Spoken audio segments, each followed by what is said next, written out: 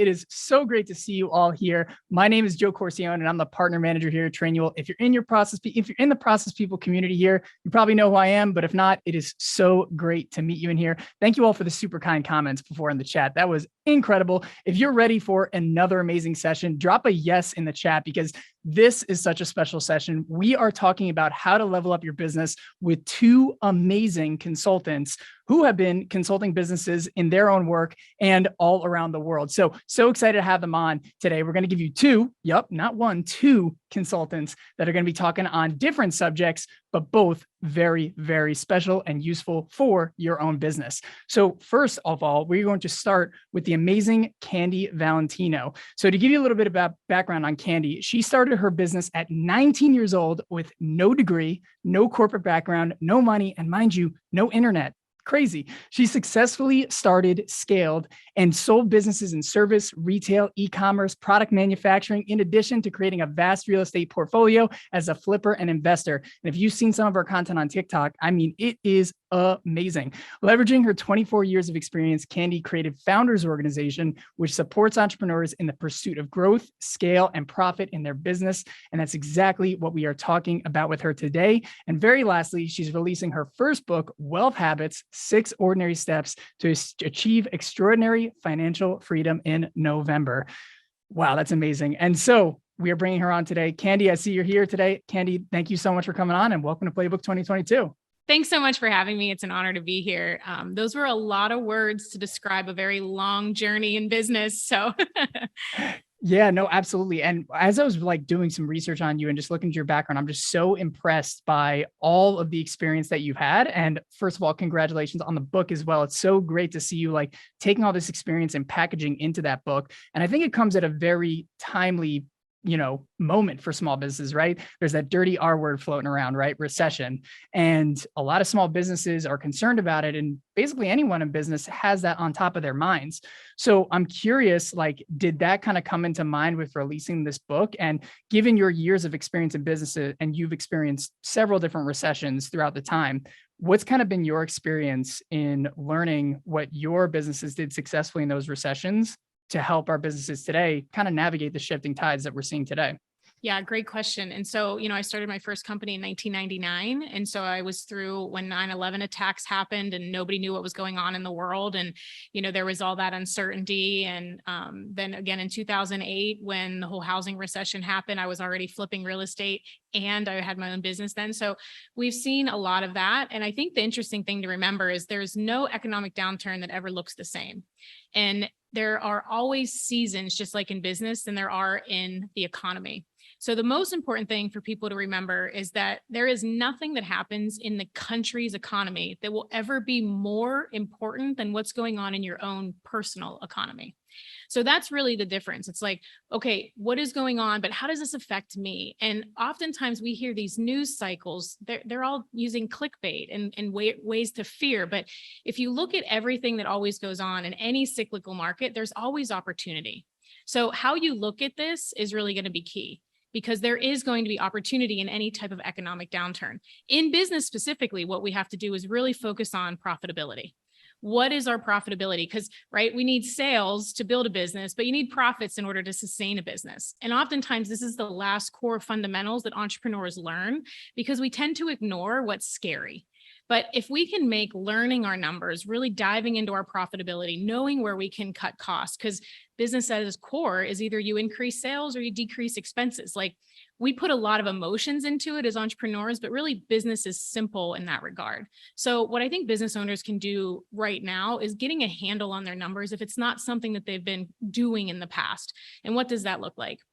Making sure that, again, so if any of you in your audience are new to me, I'm super tactical and action focused. So I apologize in advance if I'm throwing things at you, but I want you to be able to know what to do, because ideas don't build multi-million-dollar businesses.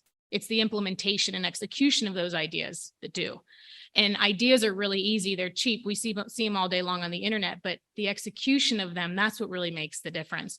So what does that mean? Get a hold of your numbers. In concept, that's so fluffy, but what that actually means is what I call the State of the Union meeting.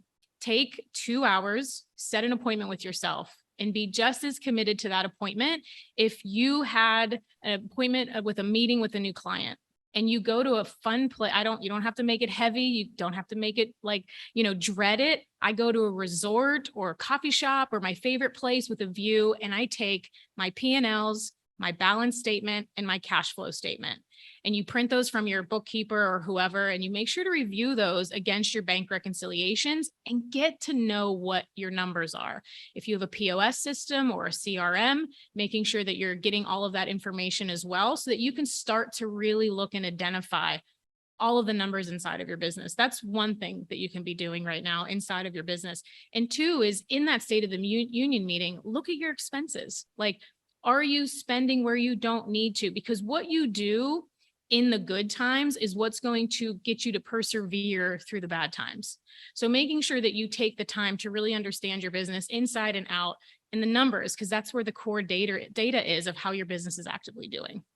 I absolutely love that, Candy, and no need to apologize about being tactical and actionable, because I know that's what a lot of our audience here, and personally I do love as well. So this is like totally perfect. And I absolutely love all the tips in there, right? Knowing the key financials of your business, I feel like is something that seems obvious, but maybe not be, in application. I remember when I used to work in a small business and, we were growing like crazy, but we didn't have like anything on the books. And we realized we're like, oh my gosh, we are burning cash right now. Like, this is crazy. And just that documentation kind of brings it to light. Now, if like someone does have documentation and like they do see, maybe their industry is shifting, or maybe there's like a macroeconomic thing, are there anything that you would suggest for business owners to kind of do in terms of like pivoting to like a specific tactic, or maybe like bringing up discussions in that State of the Union meeting? I guess, like, what does that actionable kind of like look like when there is rising shifts in competition, economy, or so on and so forth? Yeah, so there's certain key industries that do really well and sustain really well, and there's a lot of stats around that. I actually go into depth in that, and one of the chapters of my book is how to recession-proof your life. And so in business in general, it really depends on what business that you're in. If you are in a luxury goods type of industry and you're somewhere in not the super, super ultra wealthy, right? Because that demographic actually does really well in recessions, because they have done the work. They've set themselves up to really go all in economic downturns. But if you're in maybe a business that you think, you know what, I'm afraid that because of this, maybe I'm more of a luxury or an optional type of business, what types of services or products can you create that maybe align with the customers that you already have? It's really difficult. I could tell you, what are recession-proof businesses? Ones that have a simple business model, ones that don't need a lot of ingenuity, but you can just market them better than anybody else. But not everybody listening to this today wants to go shift, and that takes a lot of capital and a lot of risk. But what you can do inside of your business is look at who your customers are. Where are they living? Are they on TikTok? Are they direct mail? Are they, where exactly are you going to meet those customers? And what are other needs that they may have?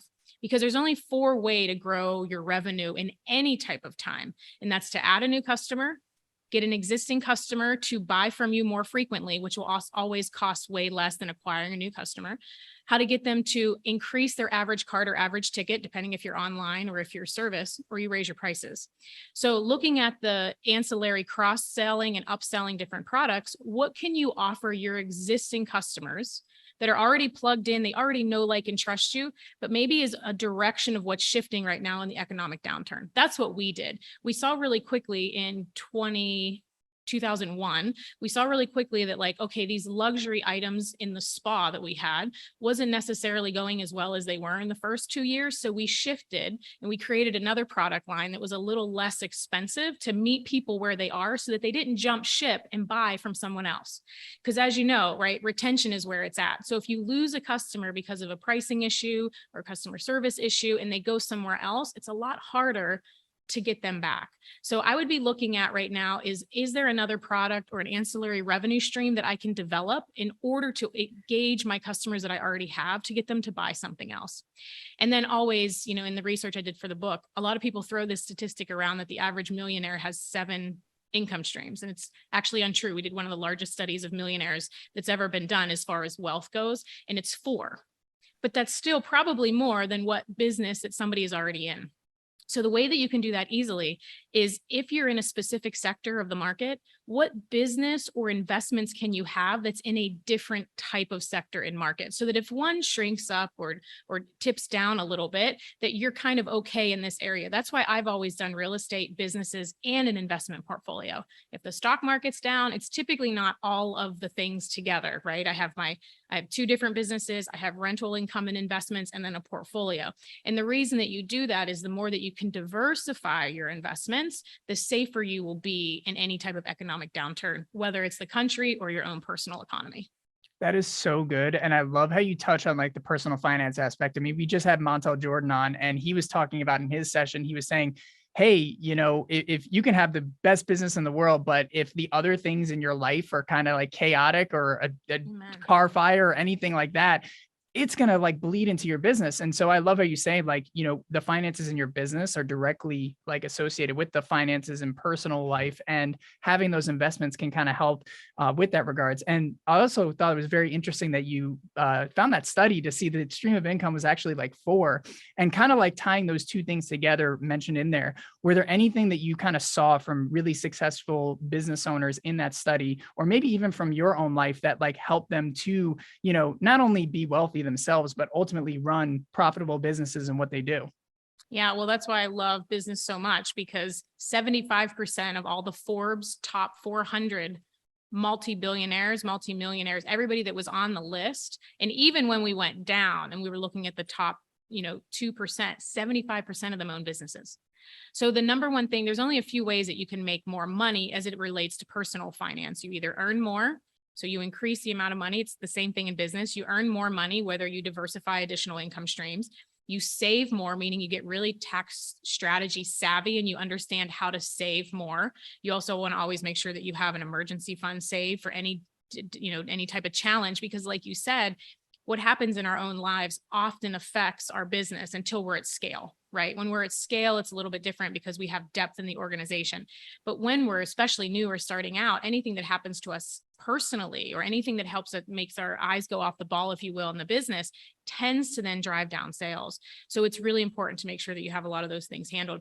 And as far as the State of the Union, what I'd really be looking for is signs, is data, because we oftentimes, like business owners, we get in our own head, but feelings are not facts. So you always want to make sure that, okay, I'm feeling like this recession is coming. But do your numbers actually show any data that that's where you're headed? Because otherwise it may be a situation where you go all in this time of this season right now that's going on, and you go all in and you just diversify your marketing messaging to you kind of want to think of anybody that's going into an economic downturn. They're looking more for a life raft than to cruise on a yacht. Right. So your messaging will shift. The way that you talk to your audience will shift, because even if it happens or not, this is what we're being fed into our mind that is going to happen.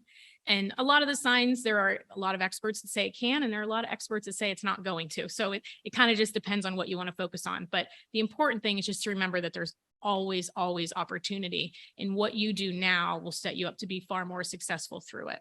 So good. So good. And I love how in your messaging, you're always talking about like recession being more of like an opportunity than like like an area to be scared of. Right. And it can be scary, especially if you're tuning into the news and kind of just seeing all like the clickbait, like you mentioned before. And I know that there's a lot of people tuning in who have employees on their team, right? They have team members and everything like that. And, let's just say for a business owner who is like all in on the mindset, like they have their numbers down, they're using the data, like you said, is there a way to kind of communicate the message to your team to help instill that mindset? Because, sometimes employees are like, oh my gosh, like, I don't know, like this is a scary time. Like there's layoffs in the news. And is there ways to kind of, bring that mindset onto the team so that everybody kind of gels in that same way to raise the profitability of the business and also the morale as well?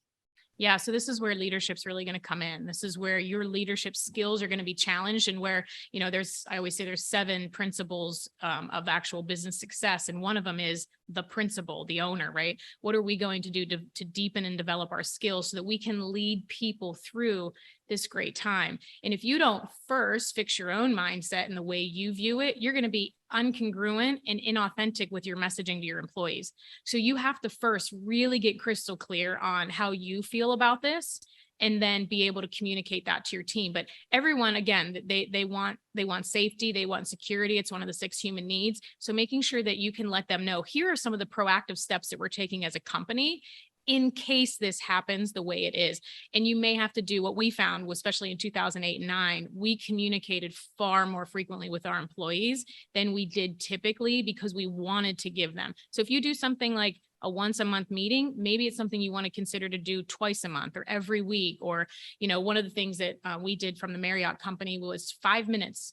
The first 5 minutes of everybody's shift, we got everybody together. You can do this whether it's on Zoom, you make it quick, you make it super productive, but you continually be in their ear so that you're leading the way that they're going to view this. If you view this as an opportunity, that's exactly the way your team's going to view it. And if you view it as it's something that's uncertain and you're scared, they're going to pick up on that energy as well. Oh, I cannot tell you like how much I just like, first of all, agree with it, but love the fact of like, you're focused on, hey, you got to change you first before you change your team, and living by example is such a crucial thing. And then that point on communication, I mean, just, always, being able to tell them exactly what's going on and giving them that peace of mind, like through just being open and transparent, I think is so, so crucial. Now we're coming kind of to the end of the session. Candy, I wish I could talk with you for hours on end. But one thing, it kind of relates to the book and kind of what we've been talking about today. I know you mentioned like getting a focus on profitability is really important, but when it comes to running a business, I'm curious, like on your take on this, is there a difference between profit and wealth when it comes to running a business? And I guess if there is a difference, what's that key to achieve, a wealthy business, so to say?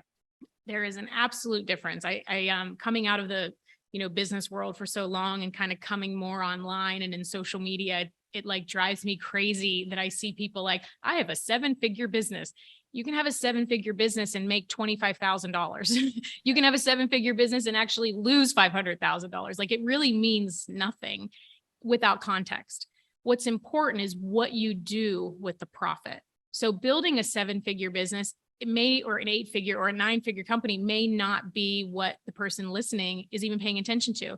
Maybe that's not what they want for their life, but it's what you do with the profits of that business. So let's say you have, people always tote this, I have a 7-figure business. Let's say that they net $250,000 of that 7-figure $1 million business, which is a 25% profit margin, which in most companies, especially if they're not in the online space, if they have brick and mortar or they're offline, that's a pretty decent profit margin in most companies.